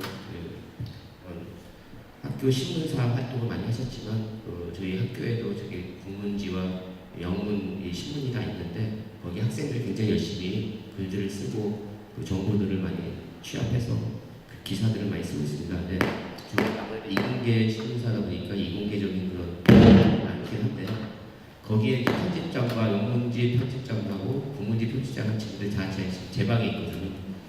네, 근데 그런 친구들이 아직은 글을 잘 쓰는지 잘 모르겠어요. 근데 뭐 열심히 지금 논문들을 쓰고 있는데 뭐 그런 친구들이 아무래도 그 정도의 경험이 있고, 그러니까 그렇게 글들을 써왔던 경험들이 있고 그런 거 쓰는 것들을 좋아하는 친구들이 많은 것 같습니다. 그래서 포항공대에서도 포스텍에서도 아마 뭐 본인들이 이제 어떤 뭐 나중에 진로를 생각할지 모르겠지만 기본적으로 뭐 저같이 이제 교수가 되더라도 저희는 뭐 아무래도 이제 하나의 사이드 일로서 어떤 책을 쓰고 컬럼을 쓰고 어떤 기고를 하는 그런 경우가 있기 때문에 글을 쓰게 되는데 네, 좀 더 재밌게 써야겠다는 생각이 들었어요. 좀 더 아까 말한 것처럼 용어도 대중분들이 좀 친숙한 사실은 제가 아무리 열심히 최근에 이제 뭐 여러 가지 이제 그런 보도 자료를 낼 때 보면은 열심히 저는 되게 쉽게 썼다고 생각 보냈는데도 엄청 많이 틀리게 많이 고쳐가지고 오더라고요. 그래서 이게 그만큼 저희 안에서 저희가 얘기할 때 사용했던 용어가 다른 분들이 볼 때는 그런 용어가 쉽지 않구나라는 생각이 들었습니다. 그래서 저도 저 입장에서도 아마 오늘 얘기 듣고 좀 더 어떻게 하면 쉽게 그리고 재미있게 많은 시집 보고 읽는 분들이 알아낼 수 이해할 수 있는 식으로 좀 재밌게 써야겠다는 생각이 좀 들었습니다. 네, 교수님처럼 아예 막 전문적으로 연구하시고 또 논문 쓰시고 하시는 이런 과학 분야 전문가들이 좀 영어나 뭐 어떤 컨텐츠 같은 걸 좀 쉽고 재밌게 국민들한테 전달을 해주시면 아무래도 국민분들이 전체적으로 과학에 대한 관심도가 더 높아지지 않을까 생각이 듭니다. 오늘 유정현 학생분도 저자님 강연 들으시면서 과학 커뮤니케이터랑 뭐 여러 가지 직업에 대해서 궁금하신 점이 좀 있으셨을 것 같은데 네, 한번 혹시 여쭤볼 사항 있으신가요? 네, 저도 이제 강연을 들으면서 점점 그 과학 커뮤니케이터라는 직업에 대해서 더 자세히 알게도 됐고 관심도 좀 가지게 됐는데 이제 사실 과학 커뮤니케이터가 되고 싶다 마음을 먹어도 조금 막연한 그런 거 있잖아요. 그래서 어떤 식으로 연락이라든가 어떻게 이제 배울 수 있는 기회를 가질 수 있는지 네. 그거에 대해서 혹시 여기 지금 과학 커뮤니케이터 약간 해보고 싶다 하시는 분 있어요? 손 들어볼까요? 제발 들어주세요. 10분 들어주셨는 것 같아요. 네, 저자님이 소개해 주시죠. 사실은 이런 그 필요성 때문에 과학 창의대들도 그 프로그램들을 만들고 있고요. 그래서 일단 학교 과정으로는 서강대학교와 카이스트와 고려대학교에 이걸 가르치는 과정들이 있고요. 그다음에 이 과학 창의대는 해마다 페이명이라고 하고 과학을 전공하는 학생들이 자신을 표현할 수 있고 그 커뮤니케이션 할 수 있는 대회를 열어서요. 거기서 페이명에서 대회를 열어서 거기서 선발이 되면 관리해 주세요. 같이 모여서 홍대라든지 이런 데 가서 사이언스 버스킹도 하고 실제 가서 활동을 하면서 역할을 하시기도 하시고요. 또 최근에 같은 경우에는 출판사나 이런 데도 이런 관심이 있어서요. 그런 분야들을 발굴해 저도 블로그 쓰다가 발탁이 됐다고 하는데 최근에 이제 페이스북에서 많이 나오시더라고요. 여러분 잘 아시는 야구만 군대생 만화라든가 아니면 이번에 나오는 만화를 보는 곤충의 역사라든가 이런 식으로 실제적으로 작업을 하셔서 데뷔하시는 분들이 많거든요. 그러니까 전문적인 교육을 받으시고 싶다면 일단 학위과정을 가셔야 되겠지만 그건 조금 이때 전공이 생긴 상태는 좀 어렵고요.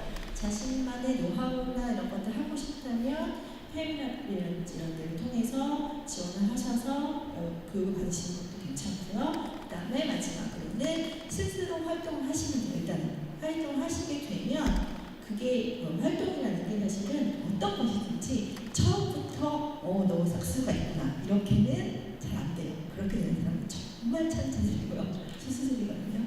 자신의 일을 차근차근 하시게 되면은 본인이 그 사람이 발전되고요. 그런 결과물이 나오게 되면 이것을 가지고 누군가와 협상을 하거나 제안을 하는 게 훨씬 쉬워지거든요. 사실 저도 데뷔를 할 수 있었던 게 저 글 잘 써요 이렇게 데뷔한 게 아니라 블로그를 하면서 거기 블로그 전체 100편이 넘는 글들이 모여 있었거든요. 그 중에서 선별해서 바로 지금까지 할 수 있게 됐어요. 그런 것들을 미리 쌓아두셔야 아마 길 가는 게 있을 때 잡으시기 굉장히 좋으실 것 같아요. 그래서 이런 것, 그러니까 평소 그것들을 조합을 하시게 되시면 학위과정, 이런 전문 양성 프로그램 또는 개인적으로 활동하는 이 세 가지를 한번 찾아보시면 이면에서 알 수 있는 길이 생겨날 거고요. 그런 애들 많이 하세요. 이거 먹고 살 수 있어요. 라는 생각들이 많이 왜냐면 궁금하거든요. 직업이 되면 사실 직업의 3대 조건이 돈을 벌 수 있어야 되고 안정적이어야 되고 법적 윤리적 틀을 벗어나지 않아야 되는 건데 이렇게 하면 살 수 있어요? 라고 물어보면 보세요. 근데 제 개인적인 경험에 의하면요. 보통 많은 분들이 직업 선택을 하실 때 요즘 유망 분야가 뭐지? 남들이 하는 게 뭐지를 따지세요. 그들 그 분야를 많이 가세요. 근데 그러다 보면요. 거기서는 필연적으로 경쟁에 이발해서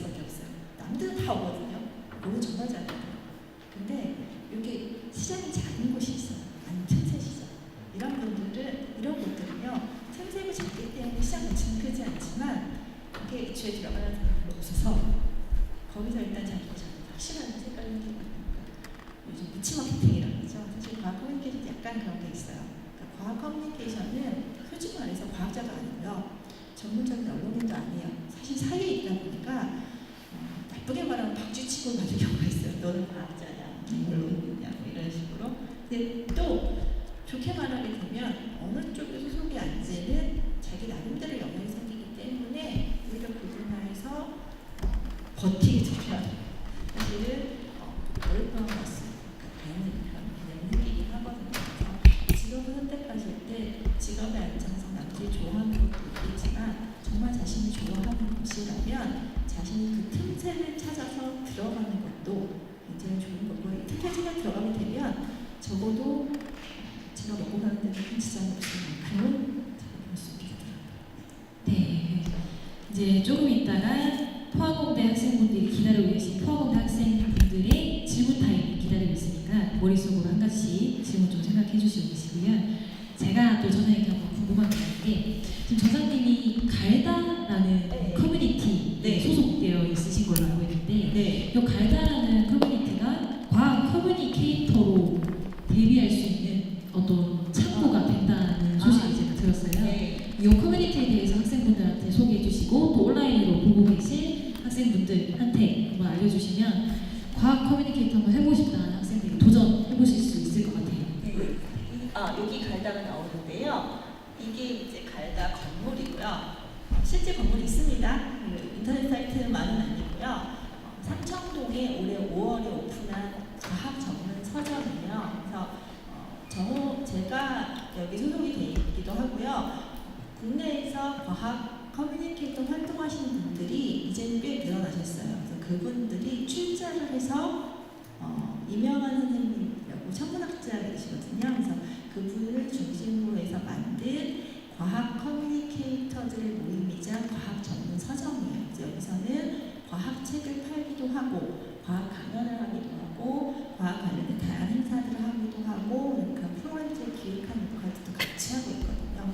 여기서 저희가 이제 처음에 만드는 취지가 일단 과학 책과 과학 강연과 이런 과학 것들을 기존의 사람들이 알리는 것도 하지만 젊은 과학 커뮤니케이터들이 데뷔해주는 통로도 만들어주겠다는 게 관련 취지였어요. 여기에 소속되신 분들은 저처럼 이미 책을 내셨거나 기존을 알려주신 분들이세요. 그러니까 그분들과 같이 작업을 해서 같이 공동 데뷔를 해서 왜냐면 혼자 데뷔하기 굉장히 어렵지만 같이 공동 작업을 하면 되게 훨씬 쉬워지거든요. 데뷔를 하거나 또는 여기서 관련된 행사들에서 연습을 해서 전문성을 쌓아가는 그런 훈련의 통로를 만들거나 하는 것들을 생각해서 저희 오픈을 했거든요. 그래서 지금 오픈 초기라서 아직 프로그램들이 확실히 잘 되진 않는데 혹시 관심 가지시다면 요 갈다라는 이름으로 홈페이지가 있으니까 한번 더 검색해 보시면 되고요. 그리고 이제 여기에 그런 거 오픈을 해요. 그러니까 과학자나 과학 저술가들이 여기 나오는 여기 계시는 시간들을 공개하거든요. 거기에 오셔서 만나실 수 있는 기회를 줄 수 있으니까 한번 관심 주고요. 퀴즈 하나. 갈다가 무슨 뜻일까요? 갈다 과학 커뮤니케이터들의 모임이 과학 커뮤니케이터 맞추시면 제가 제 책에 사인을 보내드리겠습니다. 해서 보여드립니다. 갈다. 들으셨어요? 네, 맞습니다. 정답입니다. 네. 해서 보여드립니다. 교수님께. 네. 그러니까 그 근대 과학자를 최초로 인정하는 사람이 갈릴레이거든요. 갈릴레이와 그다음에 우리가 세상을 보는 관점이 혁신적인 변화를 일으킨 다윈의 이름을 붙여서 갈다라고 지었기 때문에 여기 로고가 이게 이제 느낌을 아시겠죠? 이게 카시오페이아 별자리고요. 갈릴레이 천문학자였으니까. 그다음에 이게 이제 다윈 핀치인데요. 핀치와 별자리를 생각을 해서 로고를 만들었는데 사람들이 계속 비 맞는 까마귀라고 로고를 바꿔야 된다 생각이 들거든요. 까마귀 아니고 핀치랑 함께 해주시면 됩니다. 네, 그래서 과학 커뮤니케이터가 약간 궁금하고 한번 해보고 싶다 하시면은 이 갈다 연락하시면 저자님과 같은 과학 저자님 그리고 커뮤니케이터들과 멘토 멘티 같은 관계로 약간 같이 동시 데뷔할 수 있는 그런 기회가 있으니까 한번 검색하셔서 관심 있으면 KTX 2시간 반이면 서울 가니까요. 한번 찾아보셔도 좋을 것 같습니다. 그리고 아까 제가 사전에 공지해드린 지금 포항공대 포스텍 학생들을 위한 질문 타임 준비되어 있는데요. 저희가 시간상 딱 2가지 질문만 받아보도록 하겠습니다. 아직은 일반인 분들 중에 취준생 여러분들도 와 계신데 같이 또 포함해서 궁금하시면 손 들고 질문해 주십시오. 네, 첫 번째 질문 받습니다. 자, 손 들어주세요. 다음 분. 네.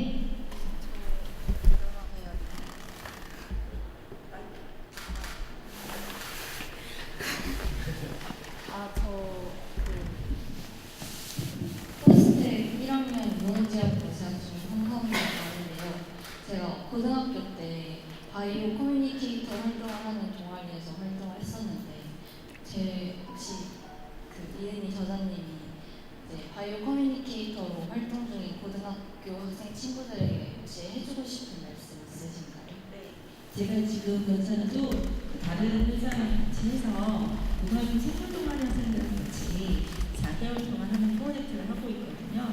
어떤 식으로 얘기를 하냐면 일단은 생물학, 바이오 커뮤니케이터라니까 생물학 일단 좋아하는 학생들이 몇 개고 그 생물학에 대한 연구라는 이야기를 하시잖아요. 근데 학생들이 열정은 굉장히 많은데 전달하는 방법들을 잘 모르고 있더라고요. 그래서 일단은 어쨌든 과학 커뮤니케이터도 과학적인 방법론을 사용해서 전달하는 게 일단은 먼저 연습이 돼야 되고 그 다음에 뭐 경험이나 방법 이런 것들은 포장이고요. 그러니까 내부로 내실을 가져야 되는데 일단 먼저는 과학적 방법론을 사용해서 문제를 해결해 보는 방법들을 먼저 익히시는 게 굉장히 좋아요.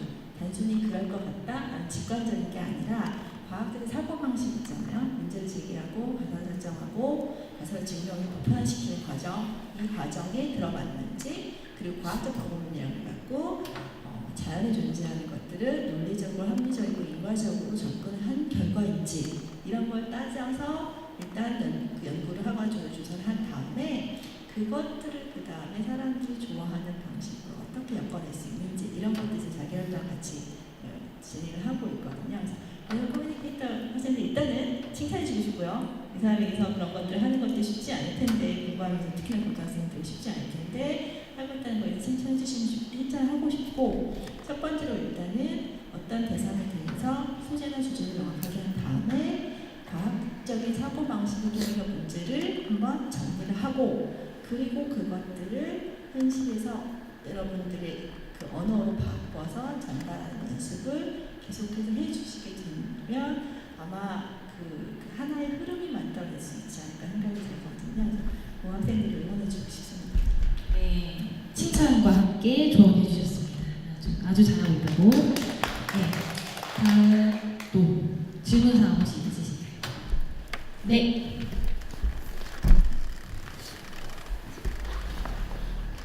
네, 저도 포항공과대학교 18학번 재학 중인 부원대학교에 재학 중인 김선배라고 합니다. 네, 저는 지금 저희 학교 안에서 문예창작 동아리에서 활동을 하고 있는데요. 그 안에서 스피릿이나 소설을 쓰는 걸 굉장히 좋아해요. 그래서 주로 그런 글을 쓸 때 제 이야기 또는 제가 느꼈던 감정들을 다른 사람들에게도 쉽게 공감시켜주고 싶다라는 점에서 제 이야기를 주로 담아서 글을 쓰고 있는데 그래서 그런 글을 쓸 때 되게 재미있기도 하고 행복하기도 하고 제 주변 사람들한테 읽혀봤을 때 제 생각을 쉽게 공감해주기도 하고 그런 걸 느낄 때 굉장히 행복감을 느끼더라고요. 그래서 지금 생명과학자가 되어서 나중에 교수님도 되어서 연구를 계속 하고 싶다라는 꿈도 있지만 그럼 교수님으로 연구를 하면서도 그런 계속 소설을 쓰고 술가로서의 그런 활동도 이어나가고 싶다라는 생각을 많이 하고 있어요. 그래서 실제로 지금 그런 이제 정재승 교수님처럼 이렇게 과학 커뮤니케이터로 활동하시는 분들도 계시지만 전문 소설가라든지 수필을 쓰시는 분들이 있는지도 궁금하고 또 되게 혹시 해주고 싶은 말씀이 있다면 그런 것도 들어보고 싶습니다. 가장 유명한 과학자지 아이자우슈 학생이잖아요. 근데 소설가 지금 훨씬 더 있다고 하고요. 실제 외국 같은 경우에는 그런 식으로 소설가라는 걸 얘기하시는 분들 굉장히 많으시거든요.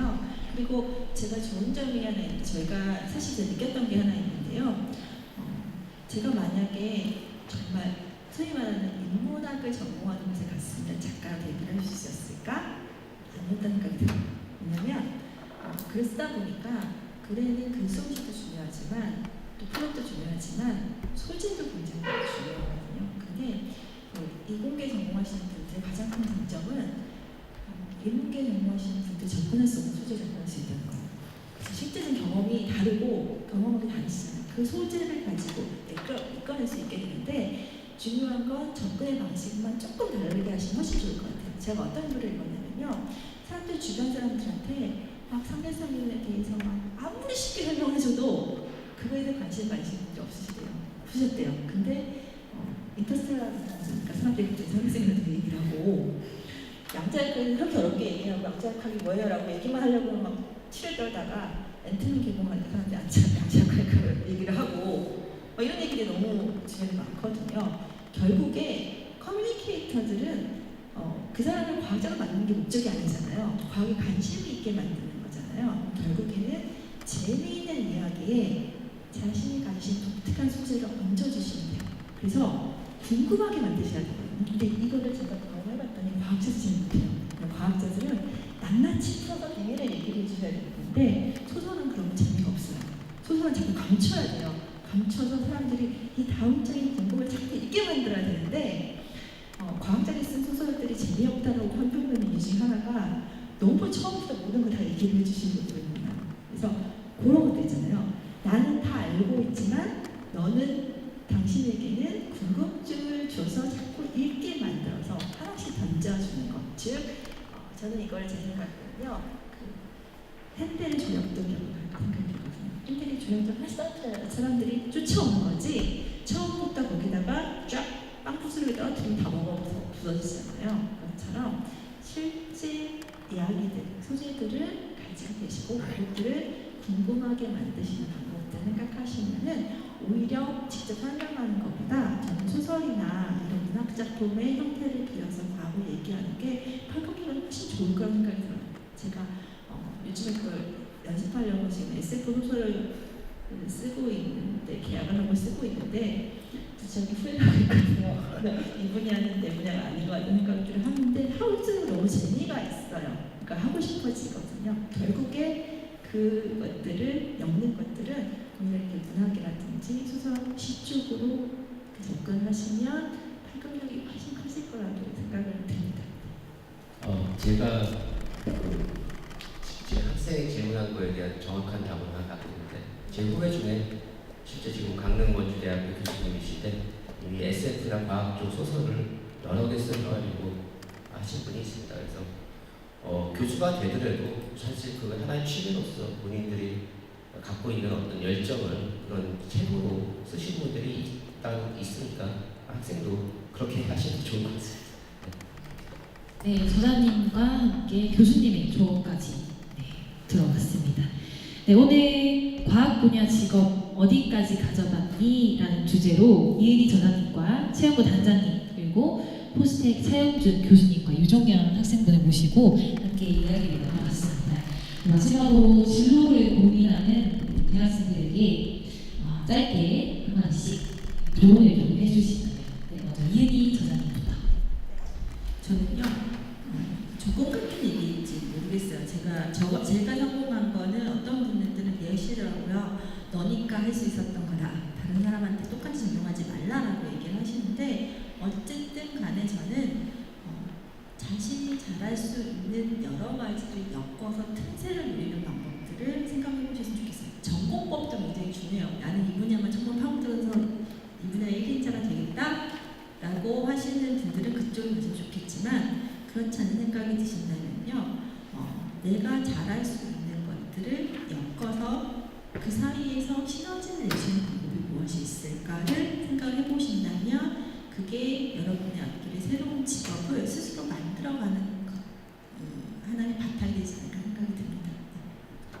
네, 또 저희 재단 단장님께서도 또 학생들한테 한마디 부탁드립니다. 네, 그 과학 문학상이라고 있는데요. 작년에 제가 제2회 과학 문학상 대상 받은 사람이 포스텍 화학과 출신 김초영 작가 SF인데요. 이제 관내 분실이라는 소설을 봤는데 굉장히 재밌게 읽어봤습니다. 그래서 저는 하여튼 이 과학 연구자들, 그 포스텍에서는 일단 뭐 과학 관련 연구를 하는 학교죠. 그래서 연구 개발이라는 게 과학 분야에서 제일 중요한 영역이긴 하지만 과학이 발전하려면 연구 개발만 잘해서는 되는 게 아니다. 저는 그렇게 늘 생각하고 있고요. 그래서 이제 연구자가 되고 뭐 학자가 되는 이런 길도 있지만 과학에 대한 관심을 가지고 다르게 이제 할 수 있는 길도 충분히 있다고 생각해요. 그래서 대표적인 게 이제 과학 작가도 있고요, 과학 언론인도 있고, 과학 기자들 있죠. 그다음에 이제 뭐 과학 관련된 전문 PD가 있을 수도 있고, 요즘 보면 유튜브 크리에이터 중에 이제 과학 가지고 이렇게 유튜브 크리에이터가 될 수도 있고요. 뭐 과학 공연도 할 수 있고 이런 다양한 것들이 있기 때문에 이 포스텍에서 과학자들도 많이 배출이 되겠지만 훌륭한 과학 커뮤니케이터도 많이 나왔으면 좋겠습니다. 네, 그리고 오늘 바쁜 시간 내서 자리해주신 포스텍의 차인준 교수님께서도 포스텍 학생들과 또 자리해주신 화학공학과 제자님들한테 또 해주고 싶은 이야기가 있다면 한 말씀 부탁드립니다. 네. 꼭 포스텍 학생들의 얘기는 아니고요. 저희처럼 이제 이공계로 연구 중심대학교에 와서 연구하시는 분들 다 포함해가지고 말씀드릴 거는, 아무래도 이제 이공계에 와가지고 어떤 연구를 하고 이런 쪽에 이제 연구를 하려고 이제 온 친구들이 있을 때 그 사람들이 어쨌든 그 외부와 소통하는 것이 좀 필요할 것 같습니다. 그래서 자기만의 어떤 연구만을 위해서 어떤 자기 소사이어티에서 빠져가지고 연구만 하고 그것들이 실제적으로 실생활이라든가 외부에 어떤 도움이 되지 않는 것들을 연구하는 것보다는 우리가 어떤 대중과 실제 소통하고 자기가 하고 있던 연구들이 밖에 나가서 실제적으로 사용할 수 있는 쪽에 좀 기여할 수 있는 것들을 좀 같이 고심하면서 해야 되는 어떤 연구 활동이 돼야 될 것 같고요. 그래서 꼭 우리가 이공계 분들이 말씀하신 것처럼 뭐 모두 다 교수나 아니면 연구자라든가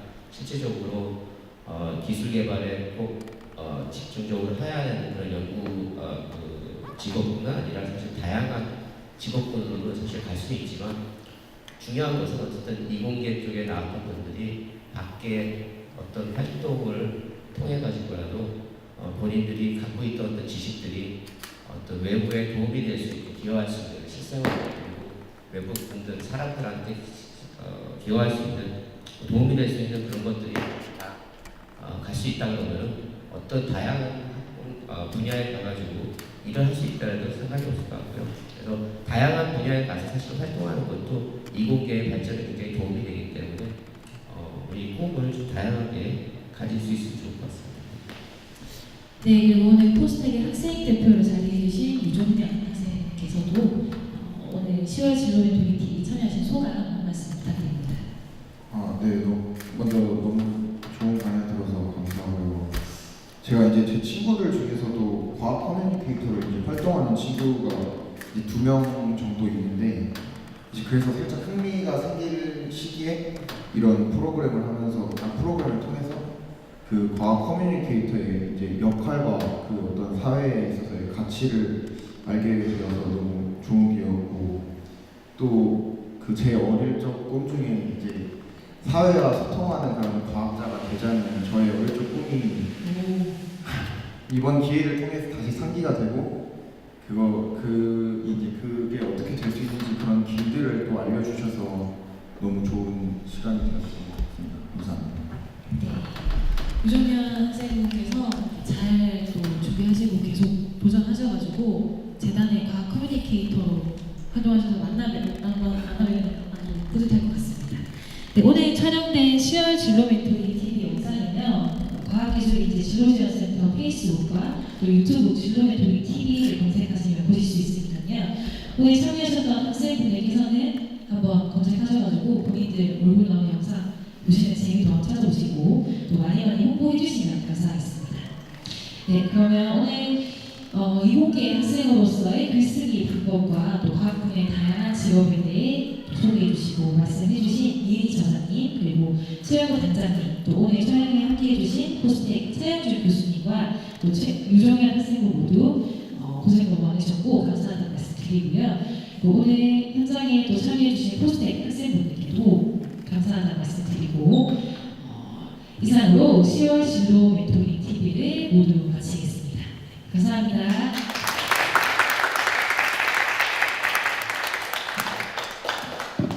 I'm gonna take you on a ride.